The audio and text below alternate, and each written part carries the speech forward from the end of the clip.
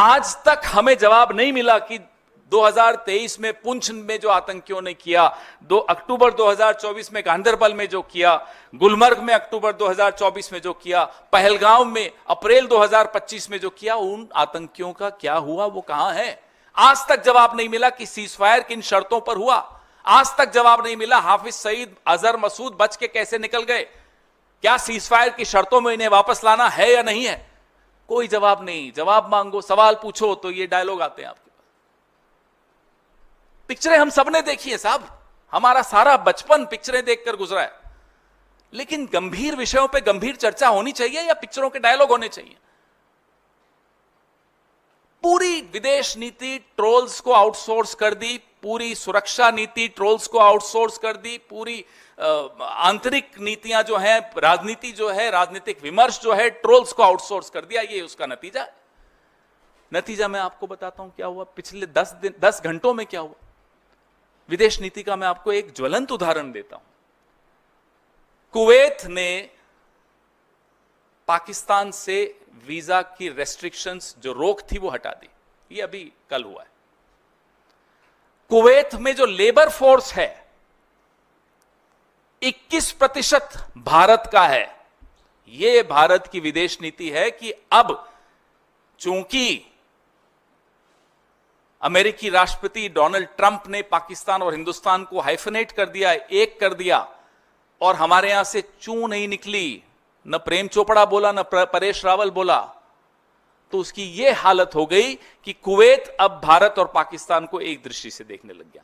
जो रेस्ट्रिक्शन थी वीजा पाकिस्तानियों पर कुवैत से, वो हट गई। और पाकिस्तान और कुवैत अब लेबर ट्रीटी साइन करने वाला है। यह भी आप सुन लीजिए।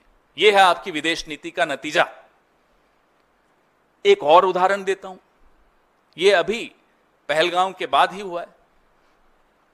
यूएई, यूनाइटेड अरब एमिरेट्स,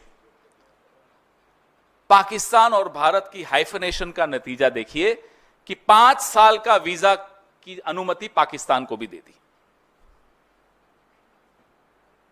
यह स्थिति अब हमारी विदेश नीति की हो गई है। हम रोज कह रहे हैं, पिछले 1 महीने से कह रहे हैं कि साहब, एक नेपाल और भूटान तक नहीं बोला जब भारत पर संकट आया।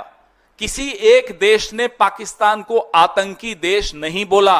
हमारी जुबान अकेले हम बोलते रहे, हमारी बात में बात नहीं मिलाई किसी ने। ये विदेश नीति की कमजोरी नहीं है तो और क्या है? 22 फरवरी 1994 में एक सर्वसम्मति से प्रस्ताव पारित हुआ था पीएको को लेकर। आज इस बात को 31 साल हो गए और इस 31 सालों में बहुत कुछ बदला है, बहुत कुछ हुआ है। लेकिन जो मई 2025 के इस द्वंद्व में मालूम पड़ा, वो बहुत चिंता का विषय है कि कैसे चीन और पाकिस्तान एक होकर टेक्नोलॉजी के माध्यम से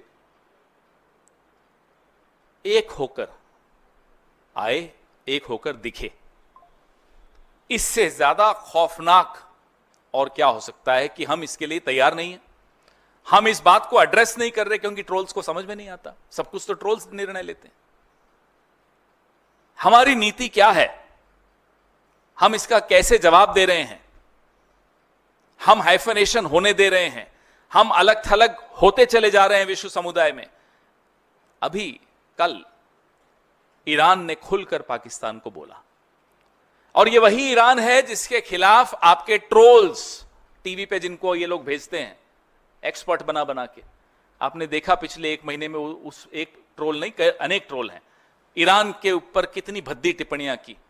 ये वही ईरान है जिसमें दशकों की मेहनत सरकारों ने की, कांग्रेस की सरकारों ने की और सरकारों ने की, कि आज भी वो पाकिस्तान को खुलकर उसने चुनौती दी कि आप आतंक को शरण देते हैं।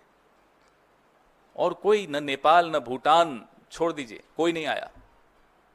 तो ये सब बहुत गंभीर विषय हैं जिनको मुझे नहीं लगता कि सरकार बहुत गंभीरता से इसको एड्रेस कर रही है।